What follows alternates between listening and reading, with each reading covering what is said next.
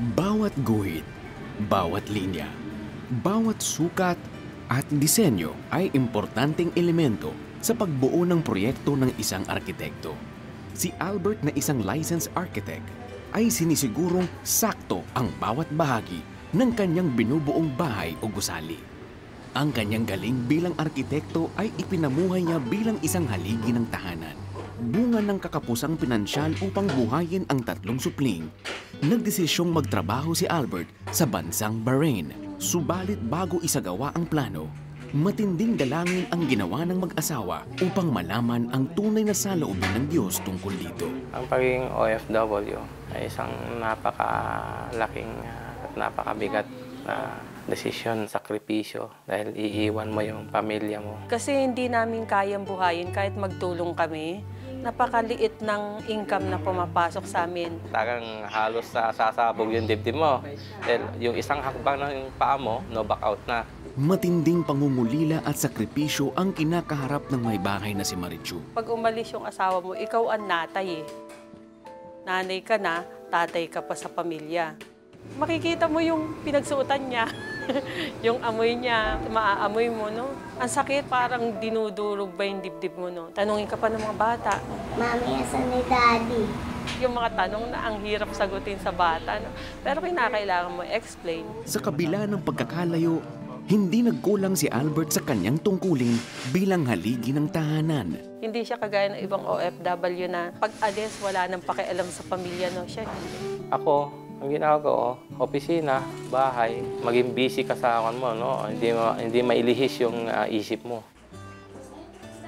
Talagang pag nagbakasyon siya ng isang buwan, talaga ini-spend namin yun sa family namin. May bonding talaga kami.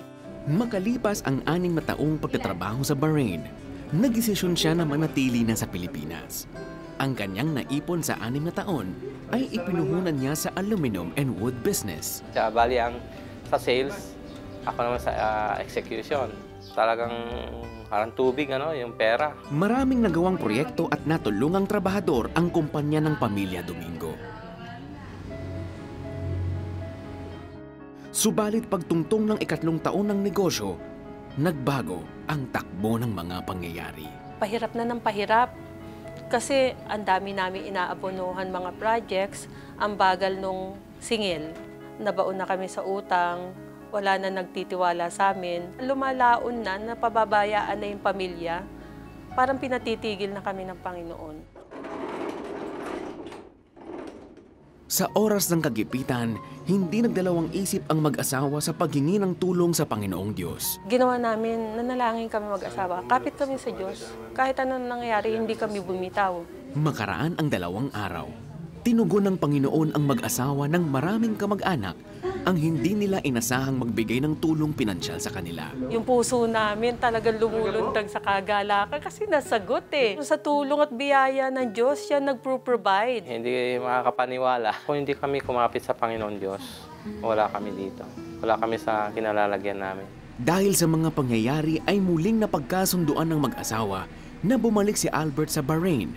Hindi mailarawan ang lumbay ni Albert sa kanyang pag-alis dahil magpapasko noon, December 23, 2008, nang bumalik sa Bahrain si Albert. Kasi ang focus ko yung sa family ko. Hindi ako pwedeng magpakita sa kanila na mahina ako. Yun din ang nagbigay sa kanila ng kalakasan na magpursige sa pag-aaral nila sa asawa ko para mas lalo kaming kumapit sa Panginoon. Sa pag-alis na iyon ni Albert, lalo pang umigting ang samahan ng pamilya. Taong 2011, nang magsimulang ibahagi ng pamilya ang biyayang tinatanggap sa pamamagitan ng feeding program para sa mga pamilyang nagdaraho. Naging pagkakataon iyon upang ibahagi ng pamilya ang salita ng Diyos sa kanilang kawanggawa na tinawag nilang Good Samaritan. Minsan nasa bundok, minsan nasa gitna ng bukid, minsan sa gitna ng palaisdaan. Masarap sa pakiramdam, yung nakakatulong ka. At the same time, no, napapangalagaan mo yung pamilya mo.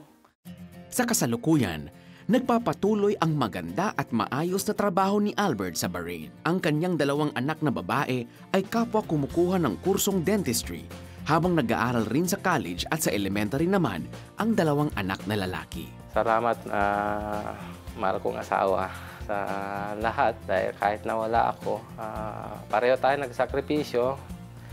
Masakit, mahirap, masaya. Nandito pa rin tayo, well intact. Dahil sa Panginoon.